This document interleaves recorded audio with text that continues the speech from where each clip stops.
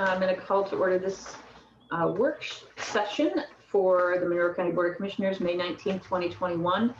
And we're going to juggle the agenda a little bit. Assessor Judy Sharp, do you have an item for us? Can you hear me? Yes. Yes, ma'am. Thank you. Appreciate going first. I was just sitting here working and I'm happy. Anyway, but thank you. Yes, this is a service contract with Snyder Corporation for the GIS. And you all are aware of that we used to have contract with Beam Longest and Neff. Beam Longest and Neff sold their business to Snyder Corporation, another great GIS vendor. And so it's been a seamless transition. There was no transition. It was just, new owners.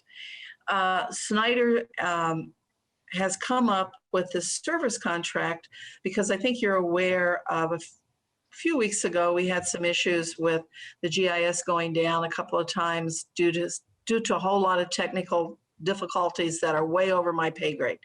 And Jared, I think, is on this meeting also, if he needs to pop in. And I do believe that Dan from Snyder is also listening in if he wants to pop in.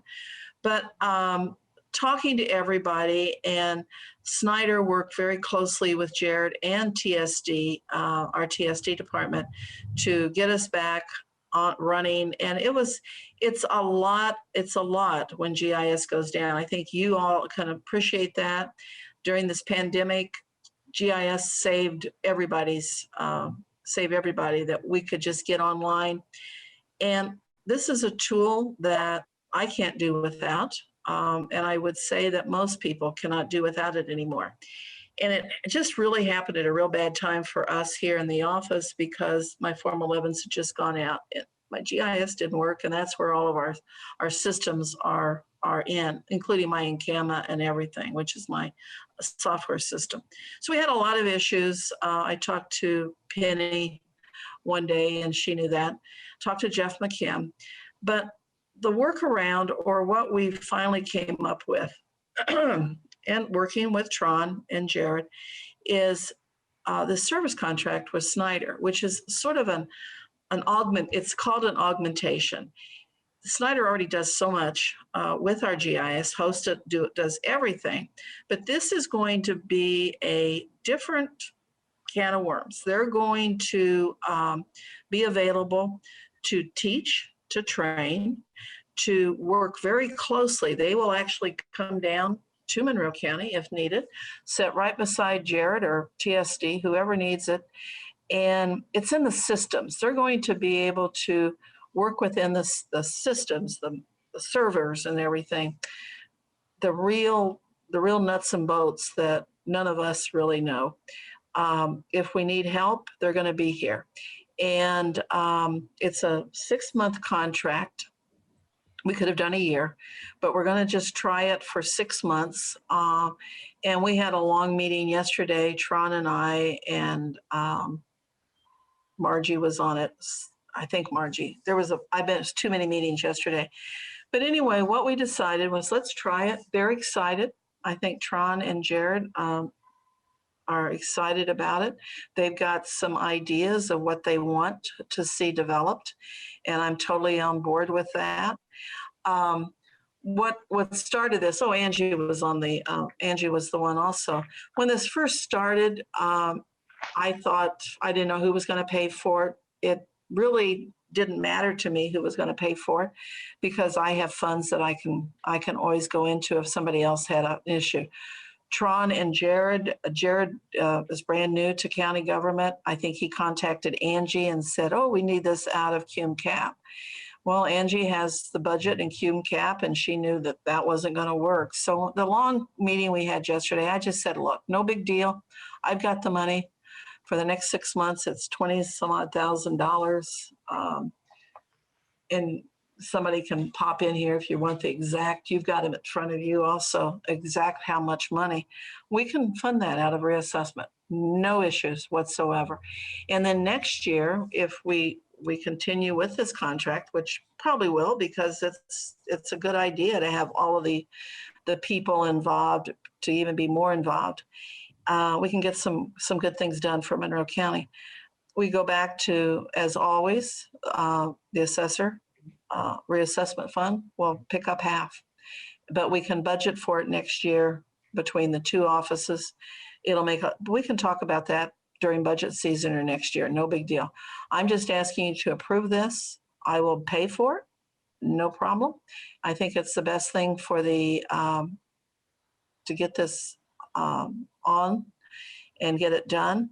And frankly, ladies and gentlemen that's on here, this is what we owe to the citizens of Monroe County, not just to us, but this was a obligation that we took on in 1991 or 1992. It's been a lot of years.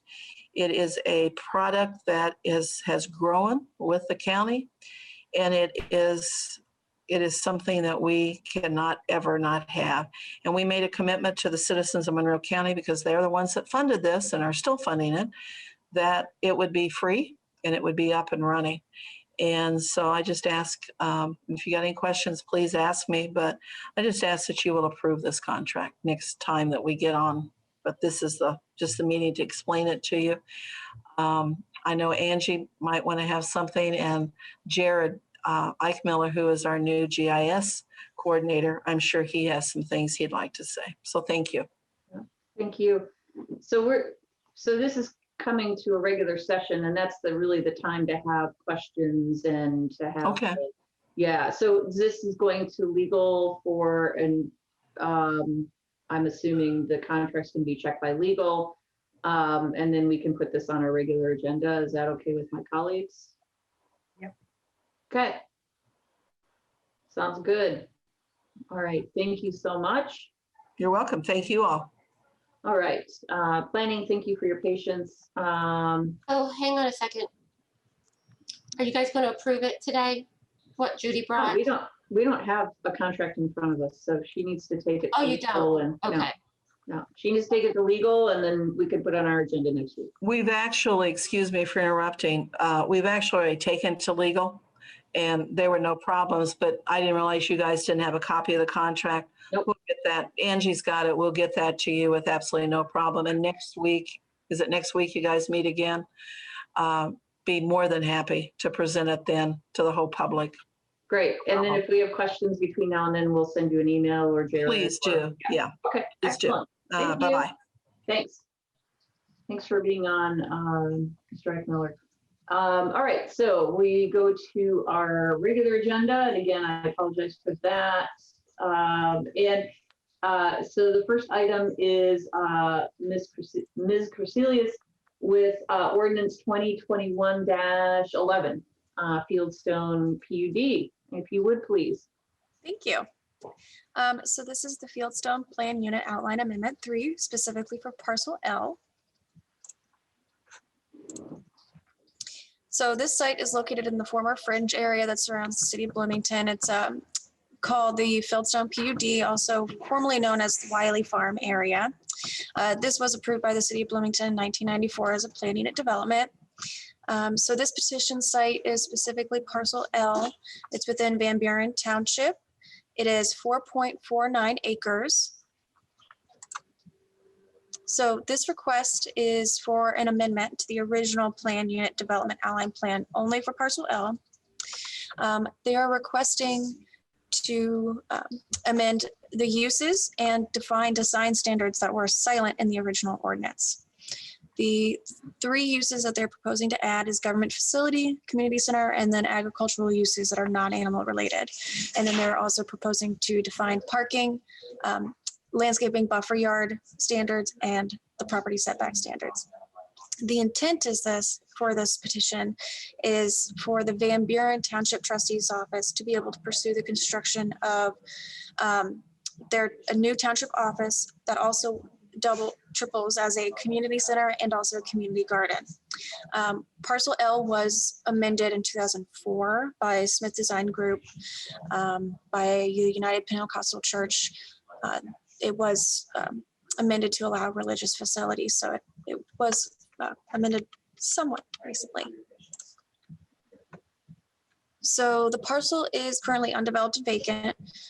This aerial imagery is a little old. It's much more wooded, kind of understory vegetation. There's frontage along West State Road 48, South Fieldstone Boulevard, and West Stoneview Way. There are 2 existing driveway cuts. These driveway cuts will be reviewed by the Highway Department if a development plan stage is reached. There are no karsts on the property. It is located within a critical watershed called Cave Creek, but stormwater detention was provided for the entire PUD when it was created with regional detention basin, and would also be reviewed if approved next week and moves to a development plan. The property has access to utility services, sewer, water, gas, electric, and phone in anticipation of development. So a little background, this is the original PUD that was called Wiley Farm. Multiple parcels. Parcel L was known. The majority of this PUD was for residential uses. There's dedicated open space along the floodplain. There are a couple of parcels that do have non-residential uses, and Parcel L is one of them. It was for commercial use, and it was termed a limited neighborhood business park. So the current uses that are allowed are on the left, in addition to that religious facility, and then on the right are the 3 uses being proposed. The design standards that they're proposing, to clarify, they're proposing no buffer yards except for the west side. And then they're stating that they'll comply with the streetscape requirements along West State Road 48 or the north buffer area, that they'll meet the Monroe County Ordinance Chapter 830 landscaping requirements. And then for parking, they went ahead and defined how many spaces would be required for the combination of the 3 uses. So this is the conceptual site plan that is along with the plan unit outline amendment. This is subject to change. But this is generally what they're kind of proposing. The one thing to note is that the landscaping berm was shown on this conceptual site plan before they had decided to go ahead and say that they would comply with streetscape along West 3rd. So that's definitely one thing that will change. So the comprehensive plan under the Monroe County Urbanizing Area, this is phase 1, and then the next slide will be phase 2. So it identifies this property as suburban residential. It's mostly compatible. I kind of highlighted the points that it is compatible with. One of the things when it talks about residential, it does state that it is generally an area for existing low density single family subdivisions and isolated multifamily apartment complexes. But then the following 4 points underneath that seem very consistent with, a community garden, interconnectivity to surrounding neighborhoods, and then having open space and community areas.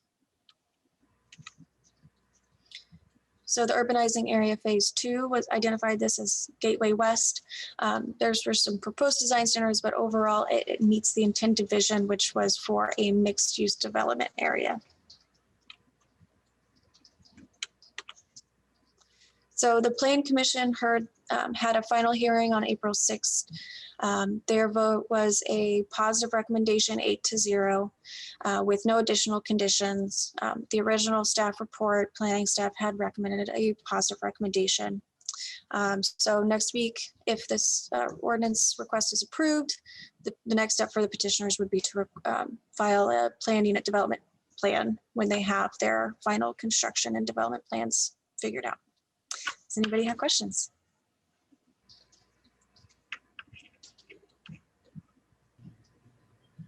See Commissioner Jones? Could you go back and indicate where the community garden area is going to be? So this is where they have these. So this square is representing a plot. Okay. And that,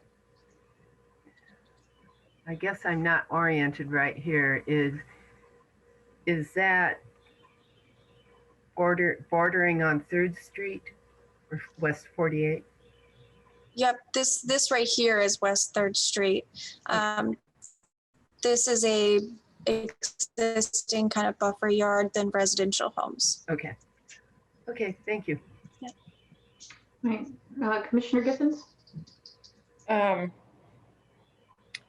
No, I had some questions for Ms. Barrow, but not for planning, so. I do know that Ms. Barrow was unable to attend today, but they do have their representative, Chris Cockerham. I did see that he was on the call.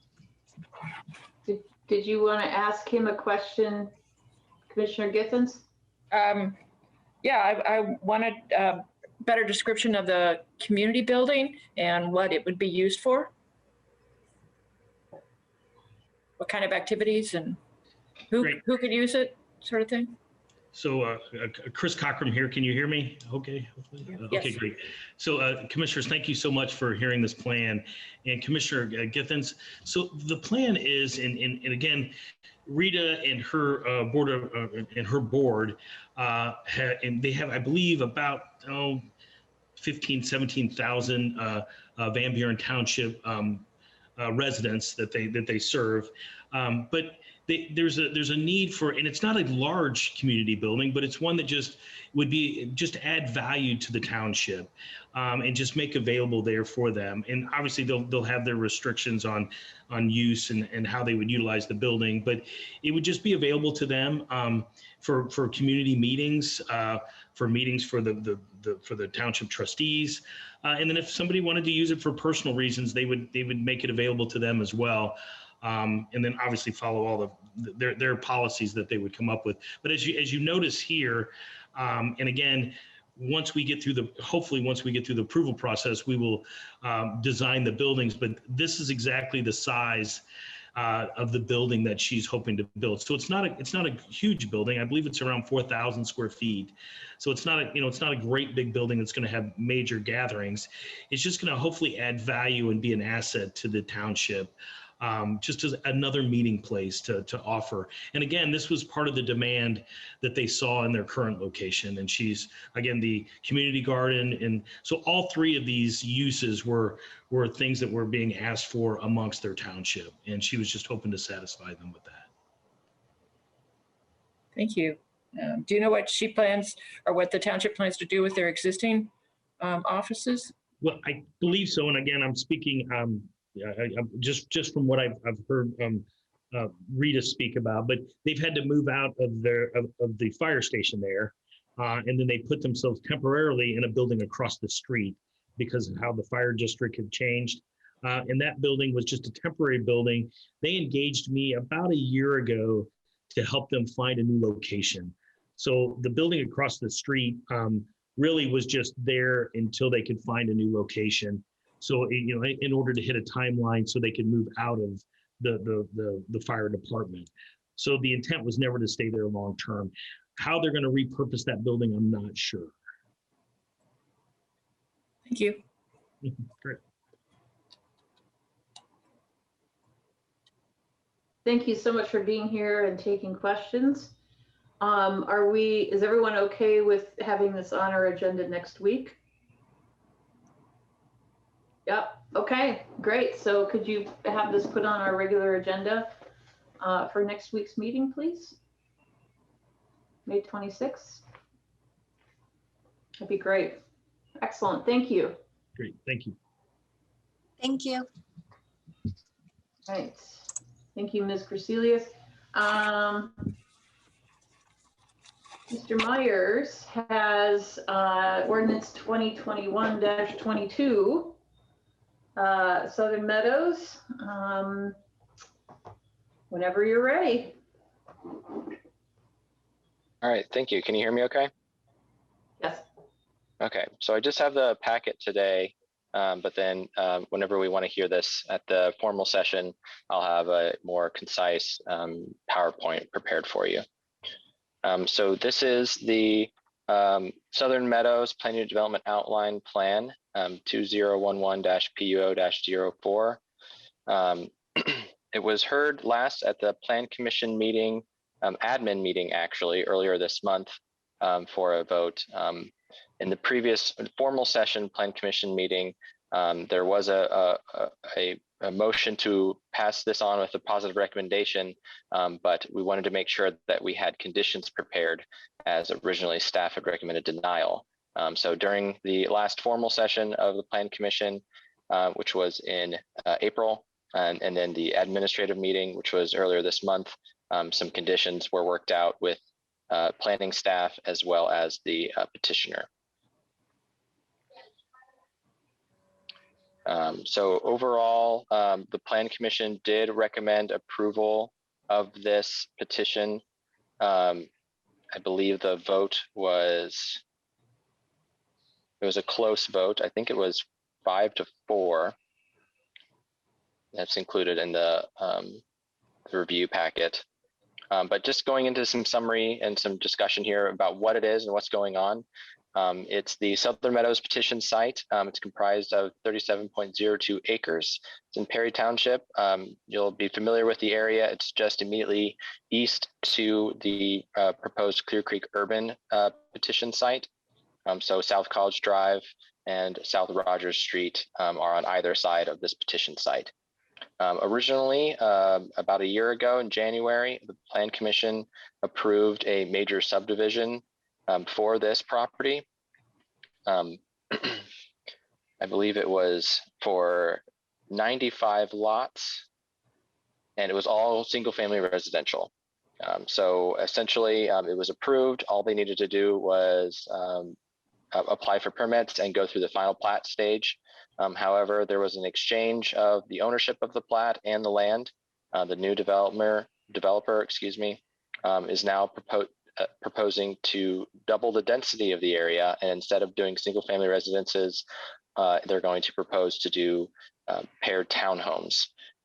There is an option to have a mix of single family and paired townhomes within the design, and it's listed in their outline plan. However, they are planning right now at this stage that all of the newly created lots will be paired townhomes. So essentially, the Southern Meadows PUD proposes an additional 5 structures compared to the approved Southern Meadows major subdivision, which would have had 90 structures. Based on the submitted proposal, it appears that the paired townhomes will actually be smaller in size compared to the proposed single-family dwellings. And by reducing the lot size and the size of the homes, the petitioner is trying to work towards a more affordable housing option for workforce housing and other individuals that are starting out, maybe purchasing their first home, because each townhome will be on its own lot. They'll just have that 0-foot side setback that they will share one wall. Essentially, impervious surface coverage will be decreased by 450 square feet total compared to the original Southern Meadows major subdivision. And the petitioner is also proposing a number of neighborhood amenities for this development as well. So yeah, I will add the correction that the major subdivision for Southern Meadows, the one that was originally approved, was to create 98 lots. And that was approved in January of 2020. Here's the location map. You're familiar with its area. Currently, it's medium density residential. Just going to keep scrolling through these items here. Use comparison, medium density residential and the new proposed PUD will have all the same permitted uses. Interestingly enough, this proposed PUD is not suggesting any type of mixed use that are typically exhibited in a planned unit development. They're essentially just requesting the extra density to allow for the paired townhomes. In conversation with planning staff, we did recommend that they include some sort of commercial type use or commercial type amenity as a characteristic of a PUD. However, the petitioner stated that they would hope that the Clear Creek urban area, that they would work together and that could more or less create that commercial type amenity for the area, and that they didn't necessarily have to do that for their own PUD. Okay, looking at the design standards here, I'm just gonna, I think I have a table that does a comparison of the, yeah, here we go. This will be better. So the gross density currently at MR, the gross density for units is 4.80 per acre. The proposed PUD is actually doing 5.2 acres, or excuse me, 5.2 units per acre. You'll notice a significant decrease in minimum lot area to accommodate the increased density, as well as a decrease in the minimum lot width. Let's see other things worth talking about at this time. Table 3 shows an impervious area comparison. Again, there is a slight decrease in impervious area, given that the new paired townhomes will actually be smaller in size than the single family residences. Through discussions and through the committee meetings, planning staff has also recommended that the petitioner supply architectural standards and some standards for a variety of the townhomes in order to create some sort of variation and make it not look like all the lots have the same exact looking townhome. So they did provide some standards that are included now in the outline plan. And there are some exhibits in this packet as well that will show you some of the variation that they intend to have available. Some of the aspects can be chosen by the property owner. However, most of the aspects are just going to be predetermined in order to ensure that that variation is satisfied. Site conditions, a topic that's been a very large discussion on this site from the beginning with the Southern Meadows major subdivision, as well as the planned unit development, has been the fact that there are multiple sinkholes on the property. There is a VET environmental engineering report on the karst features in this area. It's also included as an exhibit in this packet. We can go over that. But essentially here before you on the screen, those yellow circles are some areas that were determined by staff and also in reference to the VET engineering packet, or excuse me, the report that show approximate locations of the sinkholes. Some of these yellow circles also include multiple sinkholes, so it's not as specific as the VET report that we can look at later. But I do want to mention that this has been a big topic of concern. The way that the subdivision is laid out, the proposed PUD is laid out, is that they will be, applying a correct buffering for the sinkholes, as well as, ensuring that none of the proposed structures will be located in them.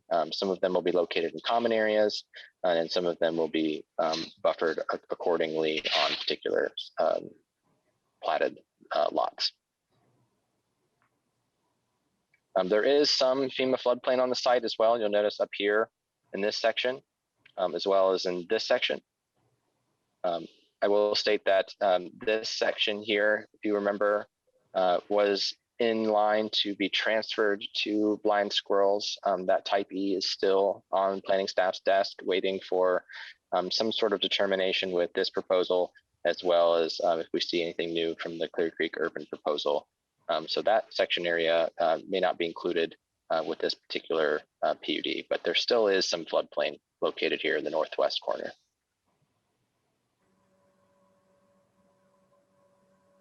Slopes are not any of concern. It's a general grade of the site.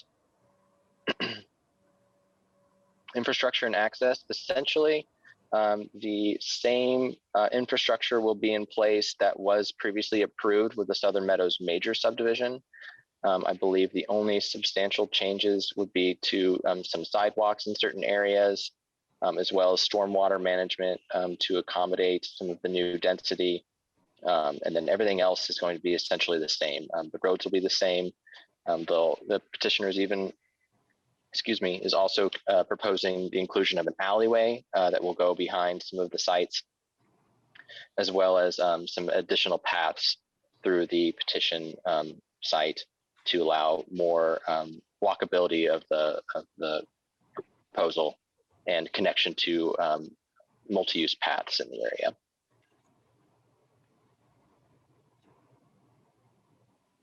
Just a synopsis of the highways comments. There was a traffic study done for this property. It's the same traffic study that you've seen or maybe reviewed with the Clear Creek Urban proposal. That traffic study did this petition, the Clear Creek Urban petition, as well as the Trails former PUD petition that has been withdrawn and is now a rezone petition. So they took into account all three of those developments and the growing density of the area, and reported that it would be recommended to have a four-way stop at the intersection of West That Road and South Rogers Street. So that still stands here. This developer is in charge of doing that build out of the West That Road extension. There'll be turn lanes as well as additional road improvements for that extension per the recommendation of the Highway Department.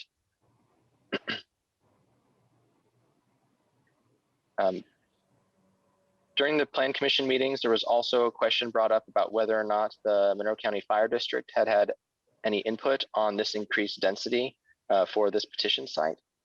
So the petitioner reached out to Mr. Clark, the fire marshal from Monroe County Fire Protection District, and this is his response. Essentially, they do not have an issue with an increase in density. He did state, however, that he would like the outside walls of each structure to have some sort of insulation void and moisture barrier to provide extra protection from fire extension in the event of structure fires in the area. The same was requested, a comment from the MCCSD, Clear Creek Elementary, other school systems. The petitioner did reach out to them, and they were able to get in contact with the Director of Building Operations, and he essentially provided the statement that they are pleased to serve the children and families that live in the community, and they will do whatever needs to be done to give them the best education. So not too much of a detailed response, but that they seem to not have any issue with an increase in density at this time. Few petition site photographs. It's designated as Makua suburban residential, or excuse me, mixed residential and open space for that floodplain area. And in this section, again, I kind of go through to see how the different aspects of the proposal are in line or don't fall in line with the mixed residential type designation. So everything in green you see is something that's in line, and everything in gray you see is something that's not quite in line with the proposal. We can go through some of these if you have any questions, but as you'll note, there is more green than gray for the most part. Through the Planning Commission meetings, there was also a substantial conversation over whether or not the need for housing is necessary for this time in the county. So planning staff felt that they should include some of the data that's been included in the urbanizing area plan phase 1 for the projected growth of the county, as well as the general need for housing. So I did include some information here that's taken directly from the urbanizing area plan to just try and give some neutral evidence that is approved. It's an approved plan from the county that shows growth potential and just general statistics of what we should expect in the years to come.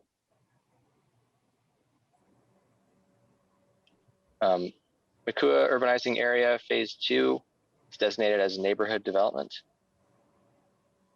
And here I have all of the findings for the PUD.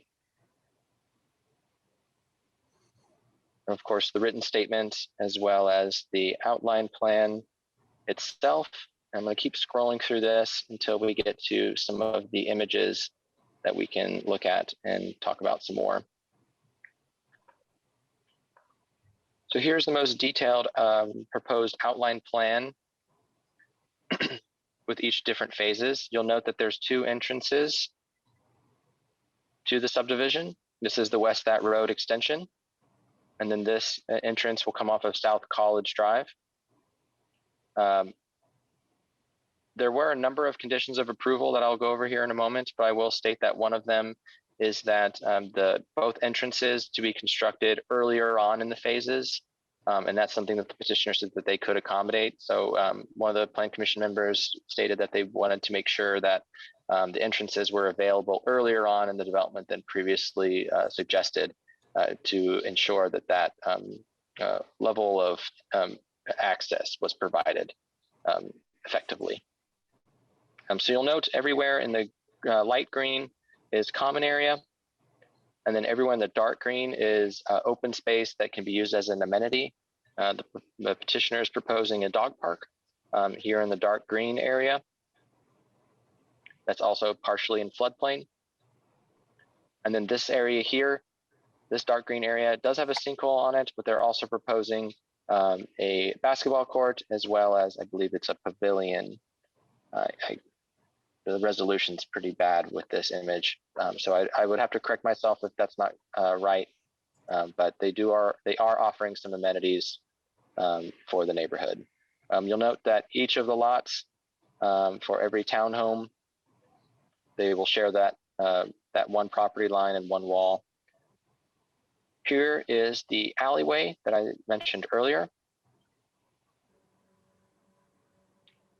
And I believe, yes, all the sinkholes here denoted in yellow that have been identified thus far. We'll note in the VET report that is coming up, they do recommend that they are on site during the grading process to ensure that no new sinkholes are identified, and also to ensure that the grading is done appropriately and that the buffering is done appropriately. That's the recommendation of the engineering firm.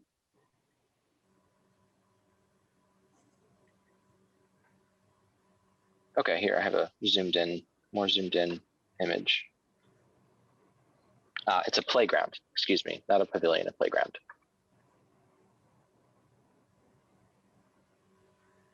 Also, you'll note the multiple phases that are included as well, a total of 6 phases.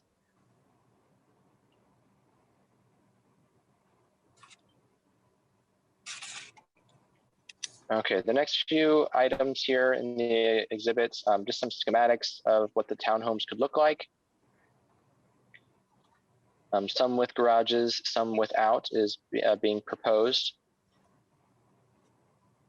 A parking exhibit to show where all the property parking will be available for each of the townhomes, as well as street parking. The Monroe County Highway Department did review this and they are okay with its current design. There was some back and forth and some edits that were made through the meeting process. So right now, as you see it, is what the Monroe County Highway Department is comfortable with.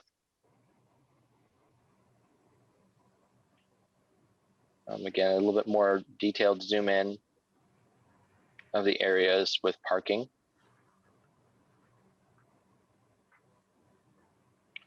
Exhibit 5 identifies that road development plan with the different turn lanes and just more details regarding that extension and build out.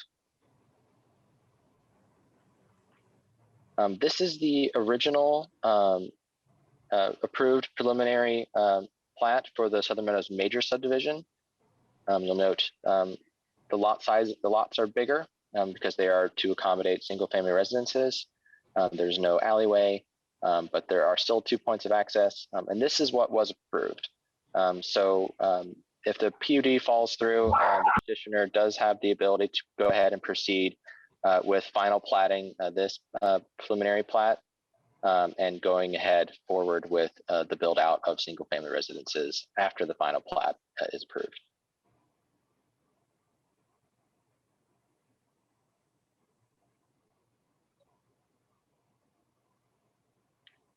Here is the VET environmental engineering report that states their identification of the multiple sinkholes on the property, as well as their recommendation to be on call or on site for grading operations to ensure no damage to sinkholes or the sinkhole conservation easements are being established correctly.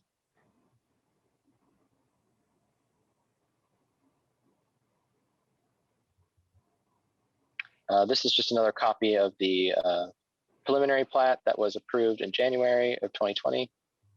And then just another copy of the parking exhibit. Here in Exhibit 9, we have some of the proposed architectural and aesthetic variation.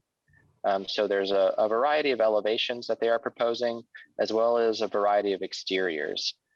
So you'll note that there are 15 different kinds of combinations that will try to create some variation of the paired townhomes to make sure that they are not so identical and not indicative of a typical tract subdivision. And here is some renderings, some drawings of what those elevations could look like, as well as what those exteriors could look like.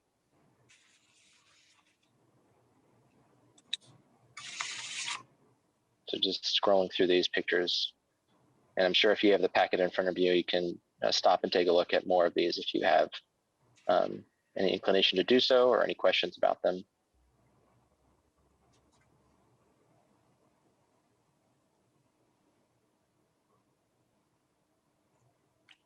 Okay, so I'm going to jump back to the top to go over conditions of approval. My computer, there we go.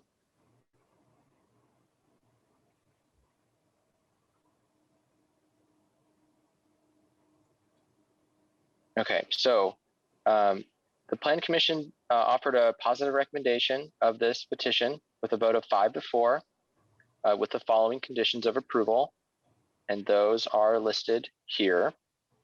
Number 1, borrow sites throughout the subdivision can be permitted no matter the phasing. The abandoned railroad bed to be used as a trail should be placed in fee simple lot and built out as part of the subdivision. The petitioner to submit, number 3, the petitioner to submit written commitments for off-site work to be conducted with approval of this project. And then that's these items here, A through D. The multi-use trail to Clear Creek Elementary for Southern Meadows subdivision for the approved preliminary plat. Connection to that road per the approved plan submitted. Highway Department approval of off-site improvements to South Rogers Street and South Old State Road 37 per the approved plan submitted. And the multi-use trail along South Rogers terminating at the south end of Blind Squirrels LLC property per the approved plan submitted. You'll note that a number of these conditions are actually the same conditions that were approved for the preliminary plat, but there are a few that are unique to the PUD as well.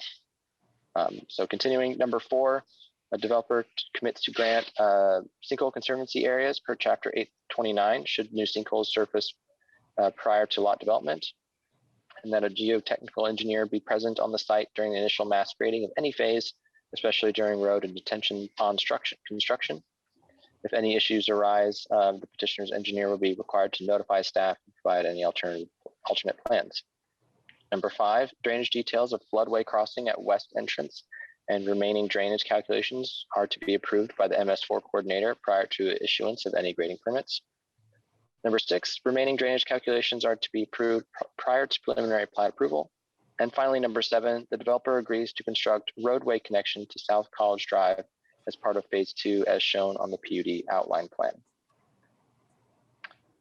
I think that's everything.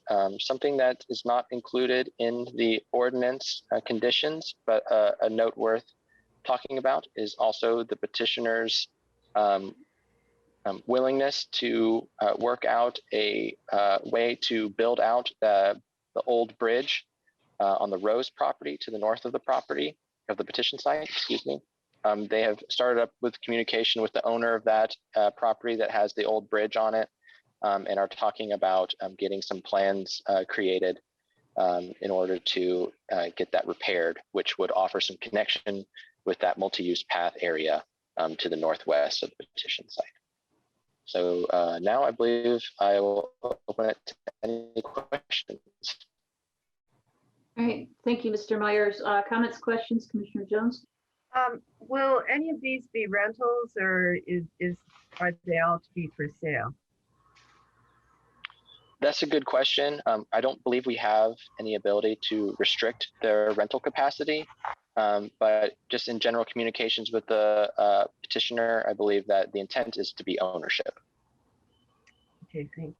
And then also the parking requirements meet the master plan requirements. I mean, the parking that's being offered. Yes, I believe so. I think I have an analysis down here of that.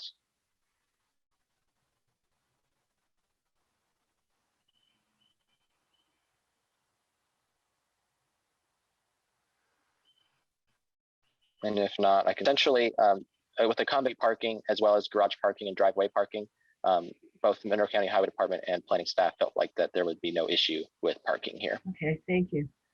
Mhm. Yeah. I do appreciate that the impervious surface has decreased a little bit. That is always a good thing. And that's all I have.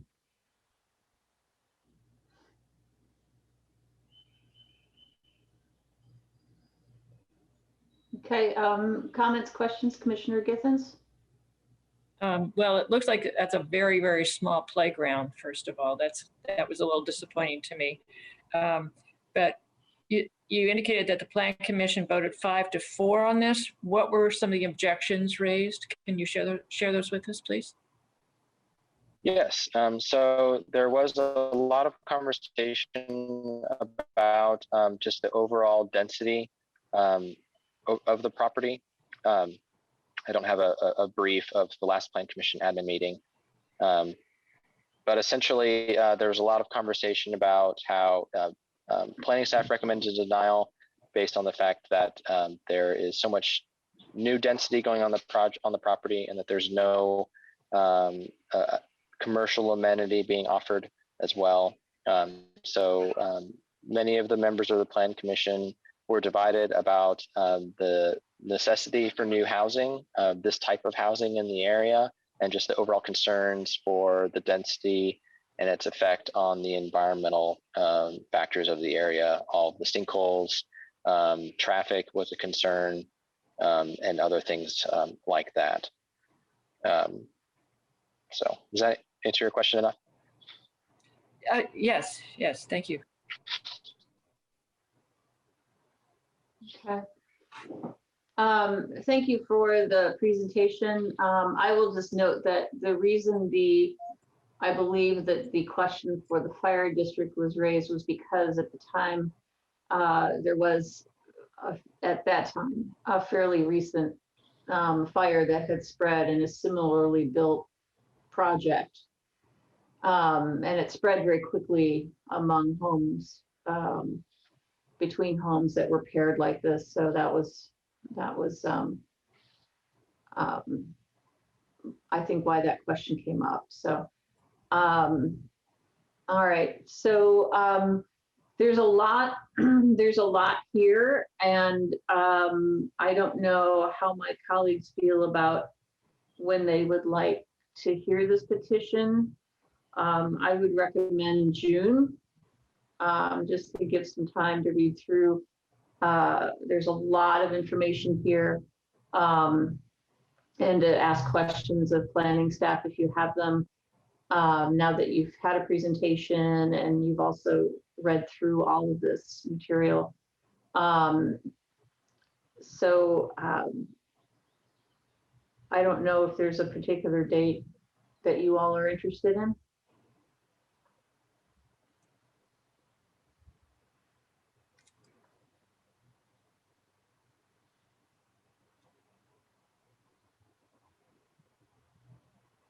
Can I recommend June 9th? Does that work? Does that work? Okay, gives us a couple weeks. Just because there's a lot on our plates right now. And the wind isn't there, but especially now there's a lot on our plate. So let's at least tentatively plan, if you would, Mr. Myers, to bring this to a formal session for June 9th for us. If you would. Certainly. Yes. That would be great. And if we have questions, we can send them to you on email, and then you can address them in your presentation. Definitely. I will state that the petitioner Was hoping to meet the next filing deadline for June 2nd in order to proceed with some of these items if it were to receive approval. However, I do understand that you want to take as much time as necessary to review all of the items and information in the packet.